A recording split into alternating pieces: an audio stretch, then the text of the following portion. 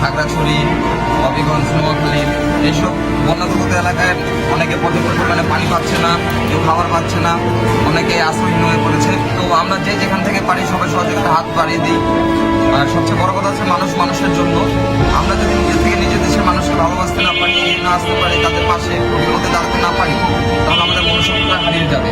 সুতরাং আমাদের সবারই উচিত এইসব কাজে এবং সুনির্দিষ্টভাবে সবাই যেন আমরা সাহায্য করতে পারি সেটা পরিলক্ষিত করা। আর যেটা হচ্ছে সাময়িক সময় আমরা এই কেস আমরা যখন এই সাহায্য তুলছিলাম, অনেকে আমাদের নিয়ে অনেক মন্তব্য করেছে। যেমন অনেকে বলেছে যে আমরা এগুলো ভান করছি, অভিনয় করতেছি, যা শো করতেছি, কিন্তু এগুলো না। আমরা যেভাবে পারছি আমরা একত্রিত হই, ছোট বড় যারা আছে এলাকার আমাদের সম্মিলিত সবার প্রচেষ্টার মাধ্যমে এই ডোনেশনটা উঠি।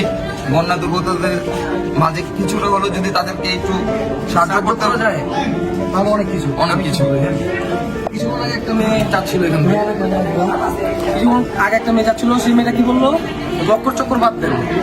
আচ্ছা ভাই, আপনি দিতে পারবেন না, ঠিক আছে, আপনি চলে যান। কিন্তু এই কথাটা শুনে আরো 10 জন মানুষ আমাদেরকে মনে করবে যে আমরা চোর বাটপার। এগুলো প্লিজ বলবেন না আপনারা।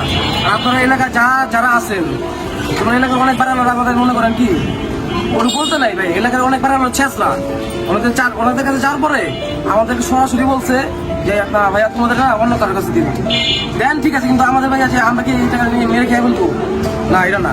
আপনারাও আপনাদের এলাকায় এরকম কিছু চেষ্টা বানানো থাকবে, চেষ্টা মানুষ থাকবে, ঠিক আছে, তার জন্য আপনারা যে ত্রাণ উঠাবেন না বা ডোনেশন উঠাবেন না তা না। আপনারা যে জায়গা থেকে আছেন, যেখানে আছেন, যে যেভাবে পারেন কিছু হলেও সাহায্য করুন।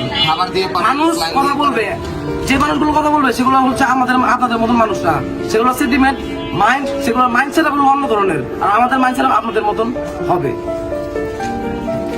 কারো কথায় গান দিবেন না, আপনাদের কাজ আপনারা চালিয়ে যান। সবাই যে যেভাবে পারেন, যেখান থেকে পারেন, যে যতটুকু পারেন দেশের মানুষের সাথে কিছু লোক আছে তৃতীয় পক্ষের লোক, তারা শুধু চায় ঝামেলা সৃষ্টি করার, কিন্তু আপনারা তাদের কথা কান না দিয়ে আপনাদের কাজ আপনারা করে যান, আপনারা এগিয়ে যান, অসহায় মানুষদের পাশে দাঁড়ান। আর দুর্যোগ মোকাবেলায় একটা কথা আছে যে প্রতিকার হচ্ছে প্রতিরোধ উত্তম।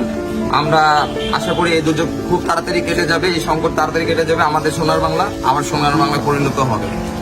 ভালো থাকবেন।